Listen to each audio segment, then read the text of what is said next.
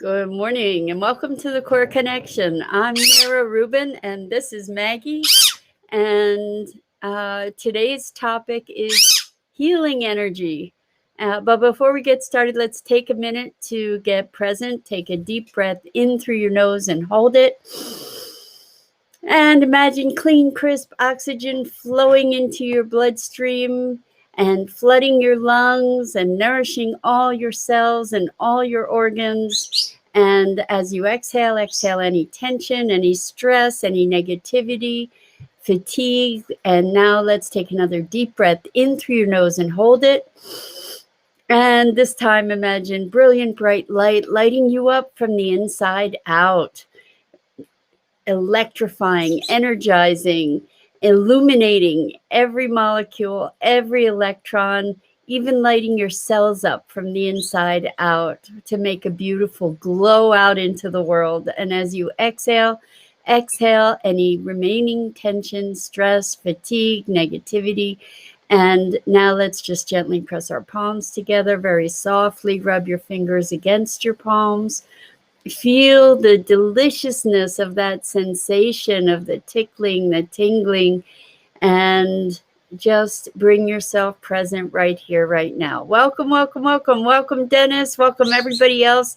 I apologize profusely for not being online the past 2 days. It wasn't that I wasn't there, it's that it didn't get broadcast. So we were having all kinds of technical difficulties, and rather than risk going through the way that I have proceeded previously, I just decided to go direct on Restream today rather than trying to navigate problems with Zoom. So welcome, Rosalind. So good to see you. I'm so glad that you found me today. And I really missed you the past 2 days. I was broadcasting, or I thought I was broadcasting, but was seeing no comments, and it just was not, it didn't happen. So anyway, we're back, and I'm actually going to be talking about what I was trying to talk about for the past 2 days when nobody could hear me. We're going to talk about healing energy and how we all have access to it, being that we're energetic beings, and talk about how we can utilize it to our own benefit as well as the benefit of others. And my suspicion is that there are quite a few of you who are listening that I have already tuned into your ability to connect with this healing energy. And it's what we're looking at is a combination of things: focused intention and also actually moving energy with our hands. So the first step for newbies, especially, and it also makes it easier for those of us who've been doing this for a while, is to rub your hands together. And rub your hands together until you have some friction, some temperature, some heat there going. And when you have some friction, then you can hold your hands as if you're holding a ball. Good morning, Isabel. So glad to have you here this morning. We're doing energy work. We're, for those of us who haven't yet done it, and for those of us who have, it's an opportunity to play. So what we've done is rub our hands together, and now hold your hands as if you're holding a ball and feel that energy between your hands. It's almost like a magnetic repulsion. And what you can do is then start playing with expanding the globe and contracting that globe. And you should feel, or I would expect that you will feel a shift of the energy as it expands and as it contracts or is compressed. And you can just play with that energy to feel it. And it may feel like tickling or tingling. Good morning, Tammy. Great to have you here. We're doing healing energy. So what we did, we're creating an energy ball by rubbing our hands together and then feeling that energy and expanding it like pulling it and compressing it, and notice the sensation that you have in your hands. So it may feel magnetic, it may feel like tingling, it may feel like temperature. You may feel some heat as you move it. Like for me right now, as I'm moving my hands this way, I am feeling heat energy sort of in between my hands, and some tingling also in my palms. And I think the first time I discovered this or learned about this, I was a teenager, and I when I felt my hands just tingling and tickling after I had learned about it, and I went and I zapped my plants, and my plants just ate it up. They loved it. They got brighter within the next day or so. They got brighter. You could just see that they really liked that energy, and I've used it with my animals. So my cat has benefited from this energy on occasion. The thing about that, though, is that sometimes it was just too much for her. So one of the things that we want to be alert to when we're using this energy is not to push it, to allow it to flow instead. The idea is for whatever's receiving the energy to receive what it wants of that energy, not to be bombarding it, because it can feel like an onslaught. It can feel like too much. And in fact, I have two Maggie healing stories with this energy stuff, and that's actually what brought it to mind.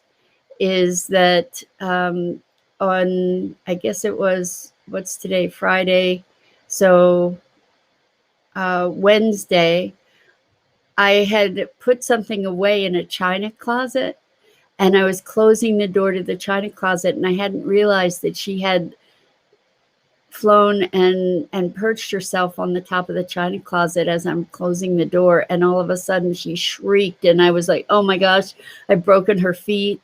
I was terrorized, and so was she, obviously. And it turned out that I did not break her feet, but we skinned the bottom of one of her feet. It wasn't bleeding, but it was raw. And so I held her and did some energy work with her, and she was able to walk around. She might have been able to walk around anyway, but she's a trooper. But that I thought would be a good conversation. And also, very early on when I got Maggie, there's all kinds of things about birds that I'm learning. You don't know what you don't know. But one of the things that I was told is that you can't feed them avocados. Avocados apparently are deadly for them, at least for conures. And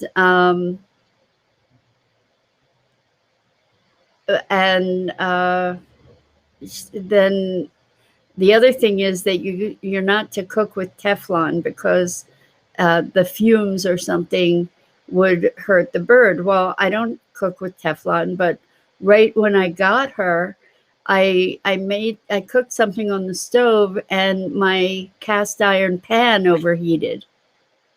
And so the apartment got all smoky, and Maggie got really sick. Like, she had bubbles coming out of the nostrils in her beak, and she was closing her eyes and falling over, and she was having trouble breathing.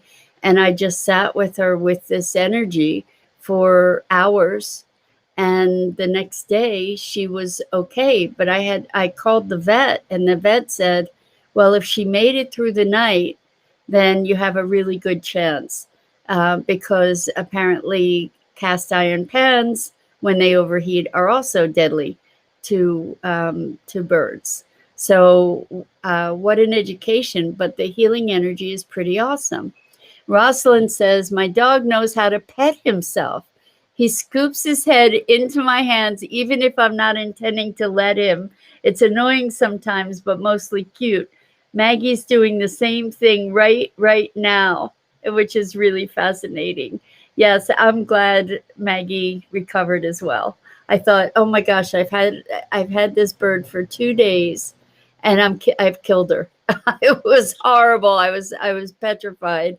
But yes, she likes to pet herself as well, or get herself petted by rubbing her chin on my fingers, as you see. And you can see she gets all blissed out when she gets petted. Now, Lisa, I want to thank you. I don't know if you're here, but Lisa is a bird person, and Lisa cautioned me about how I was petting Maggie previously, because I was petting her back and I was petting under her wings. And I looked it up, and it turns out that that is a way to, that is sexually arousing for a bird. So I was making her a very frustrated bird. So now I know to be petting her head, and I can play with her feet and pet her belly. And so things you never knew you didn't know. And hello, Elaine. Welcome, welcome. So good to have you here with us. So we're talking about healing energy, and one of the things that I notice and have seen again and again with myself and other healer people, in myself before I learned about this, is that when we do energy work, when we're moving energy, that if we are doing it from a closed system, in other words, if we're using our own energy to move energy or to move healing energy, if we're doing it from within a closed vessel, in my thinking, what happens is that we are creating kind of a vacuum. And so all this energy is going out, and then when we stop, there's a vacuum that's sucking in energy from perhaps the person that we were working with. And so I've in the past experienced and know lots of healers who have experienced taking on the condition of whoever it was they were working with. And I think that, and this is not fact. Please don't take it as fact, but that's my hypothesis about how it works, that by pushing that energy from a closed system, we create a vacuum, and then there's an uptake. And that's how we could end up with the condition that we were trying to assist someone with. So instead of doing that, just a wonderful tip, if you don't already do this, is to connect to the heaven energy coming in from above, and the earth energy coming in from below, meeting in your heart, and then moving out from your heart through your hands. And so that way you become an open channel for this energy to be moving through, and therefore you don't create a vacuum, and at the same time you're receiving that energy from heaven and earth.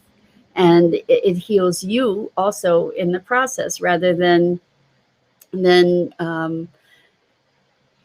taking your energy and depleting your energy.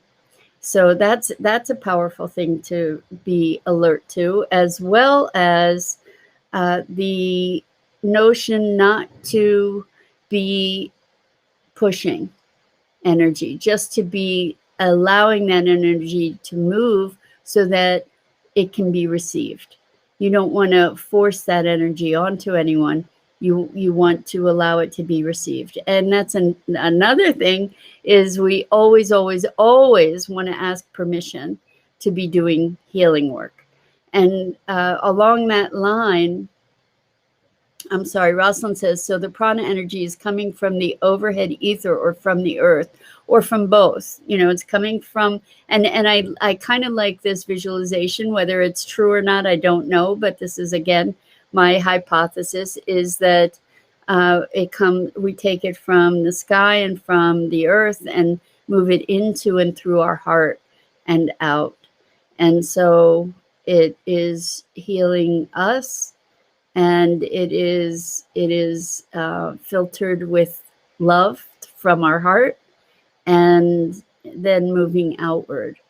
And so always ask permission. So here's another story. I have a dear friend who is going through some very difficult challenges with a family member that is, just heartbreaking. And I offered to support. And so I was asking remotely for permission. Do I have permission to do work?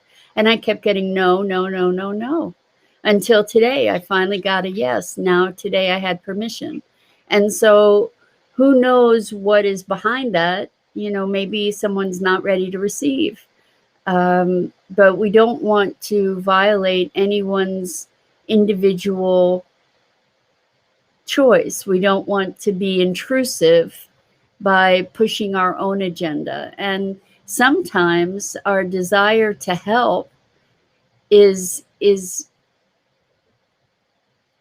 selfish, can I say? Is about more about us wanting to be able to be valuable than it is about providing value. Like there's a neediness sometimes in helping.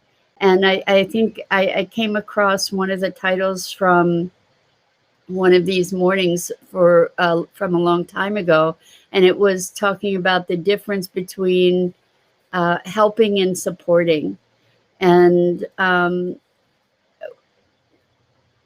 think the idea is that sometimes our desire to help is really more about making ourselves feel good, feel like we have some ability to influence, to not feel at the effect of, to not feel helpless. So we press our help. And that's something I remember having done a lot in the past, really insisting on helping when the help was not being received. And that's an important lesson for us all, I think. So Isabel says, I found you repeating if you push it on others. I'm not sure what you mean, Isabel, but we don't want to be pushing it on others, right? We want to be, we can offer and allow people the opportunity to receive. So I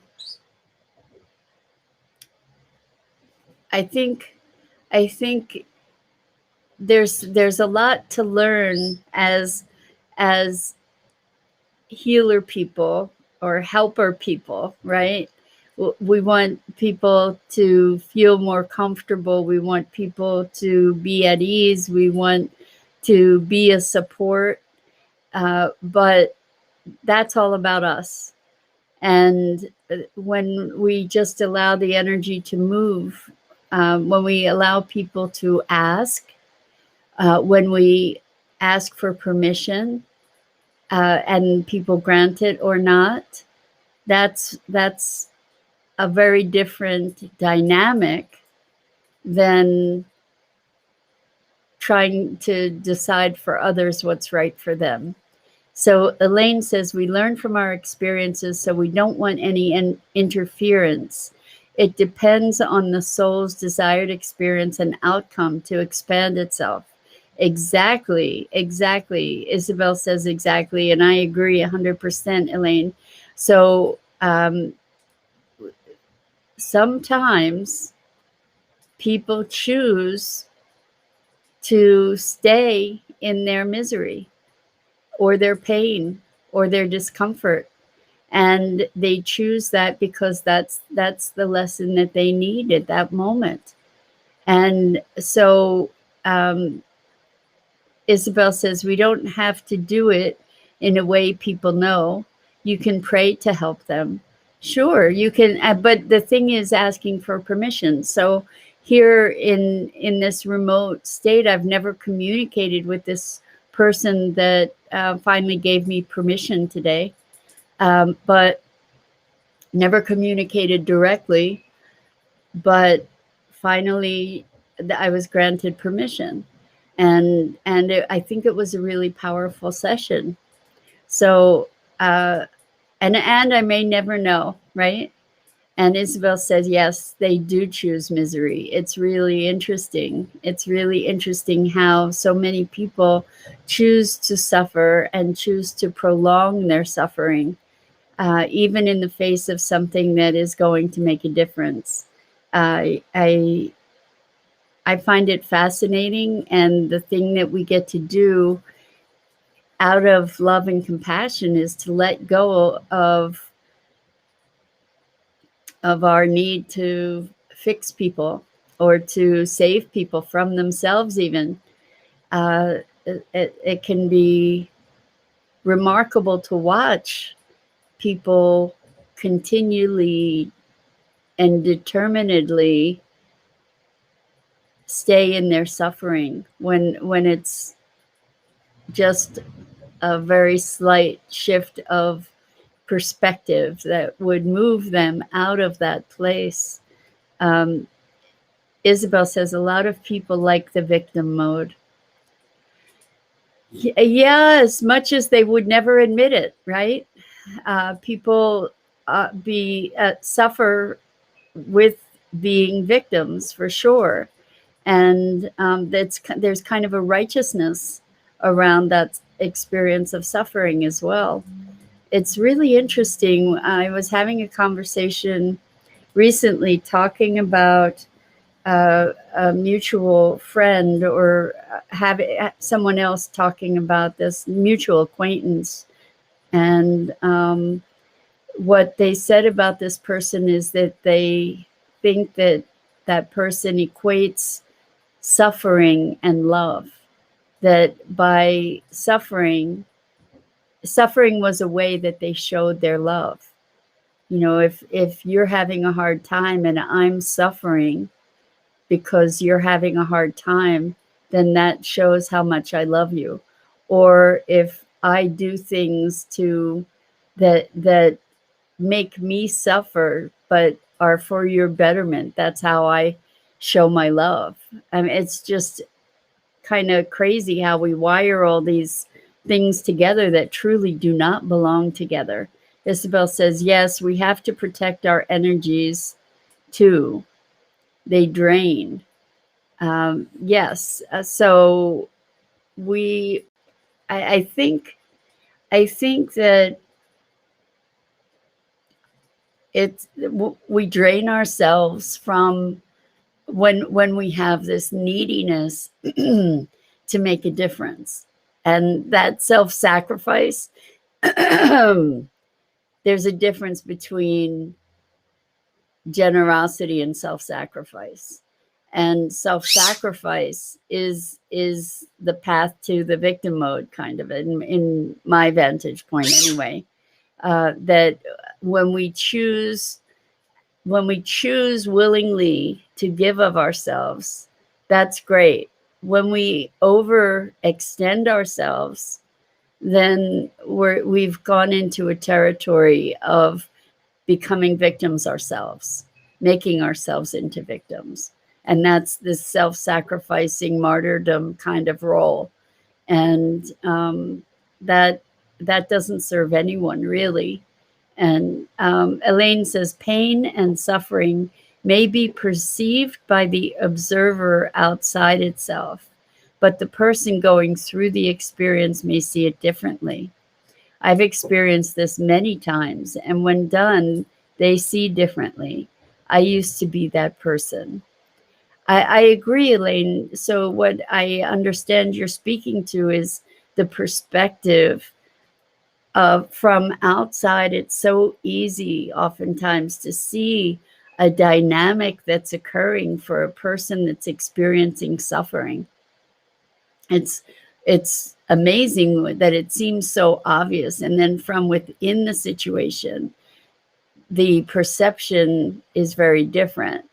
I think that we have the ability oftentimes to reframe a situation for people in a way that gives an aha moment to say, oh my gosh, I never thought of looking at it that way. And that's one of the things that I do a lot, actually, in my coaching practice, in my healing practice. And I actually call it transformation, not healing or coaching, frankly. But it's remarkable how, by a simple twist of phrase or a simple twist of thought, a whole new experience can arise, a whole new perception, a whole new interpretation that is profoundly different and often transformative, just by shifting the angle from which we look at something. And it can be revelatory. So I can't tell you guys how glad I am to be back here with you and having the conversation. It's just delightful. Yesterday, I thought I was broadcasting, and I saw no comments and was talking to myself. And it's so much more fun when I get to engage with all of you.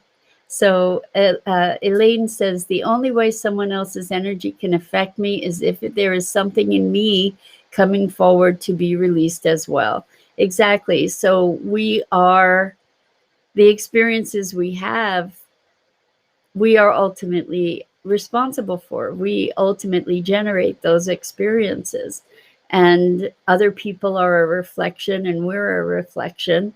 And what arises is I'm you and you are me. In other words, like, we're all interconnected, and we can look at our own individual lives as